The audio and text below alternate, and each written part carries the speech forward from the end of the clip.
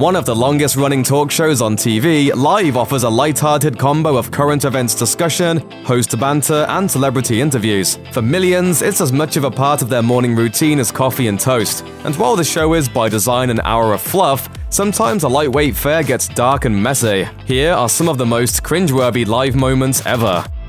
Kelly's awkward return. In 2016, ABC announced that then-Live co-host Michael Strahan would be leaving the show and heading to Good Morning America. But CNN reported Strahan allegedly first told co-host Kelly Ripa about it less than half an hour before the news went public. Ripa was so upset that she didn't show up for work. Leaving this show. And to go over to GMA full-time. But when Ripa returned to Live the following week, it wasn't business as usual. Our long national nightmare is over.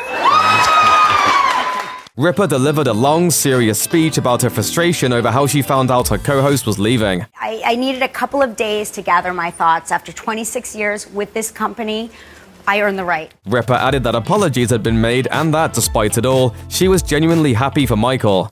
I am thrilled for Michael. I am thrilled for you. This is a tremendous opportunity. Strahan, who was on set the whole time, got an earful of the entire speech. Way too close for comfort. Nicki Minaj has one of the most celebrated backsides in showbiz, but that doesn't mean you can look with your hands. In 2010, Minaj performed her hit Right Through Me on Live, and afterwards, Philbin went way off script. Pink, because in honor of Pink Friday, yes. I think you're so That's right. cute. Well, I love it. Thank you very much. Yeah. This looks like you got a little strap around you there, you know what I mean? Regis! Kelly blurted out what everyone was thinking. What just happened? But that wasn't the first time Philbin got sleazy on the show. When singer Alicia Keys guest-hosted Live in 2004, Philbin asked for a kiss and also pronounced her name wrong. Come on, Alicia. You won't go to jail, We'll make him real jealous. We'll make him real jealous. Gross much? He's always wanted to do that. I love to kiss a poet. Now I have to go to the hospital. Okay, here we Check everything out. Kelly defends her co-host. Now co-host of Live, Ryan Seacrest also remains a fixture on E, but in November 2017, a lawyer representing stylist Susie Hardy sent a letter to E's parent company accusing Seacrest of abuse and harassment during the 6 years she worked with the host. An anonymous insider corroborated Hardy's claims, telling Today she would go to tie his shoe and Ryan would shove her head toward his crotch. I saw that more than once. Seacrest was ultimately cleared of any wrongdoing, due to a lack of sufficient evidence in an internal investigation. And on a 2018 episode of Live, Kelly Ripa defended her co-host. I just want you to know that you are a privilege to work with, and I adore you. She continued, I know what an easy, professional, great person you are, and I feel very, very lucky to work with you each and every day. in light of everything, awkward. A bun in the oven.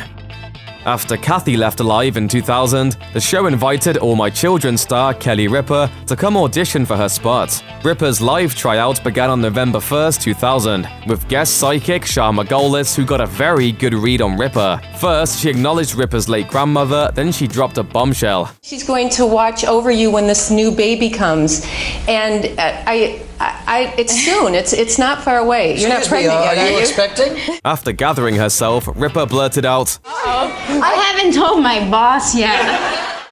fake news about Meryl Streep.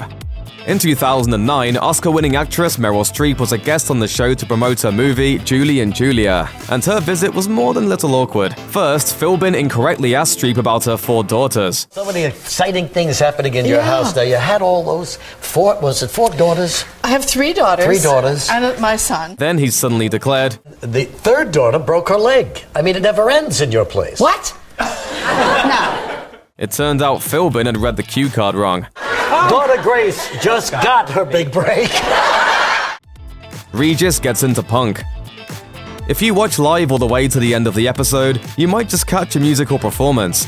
But probably the most unlikely band to ever guest on the show was the Ramones, the New York punk icons best known for hard-charging, noisy hits. Yet in 1988, the band sat down for an interview on the show. So here are the Ramones.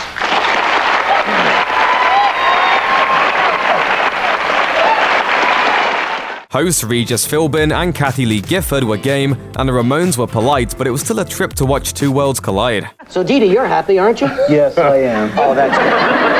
He's jolly. He's a jolly kind of guy.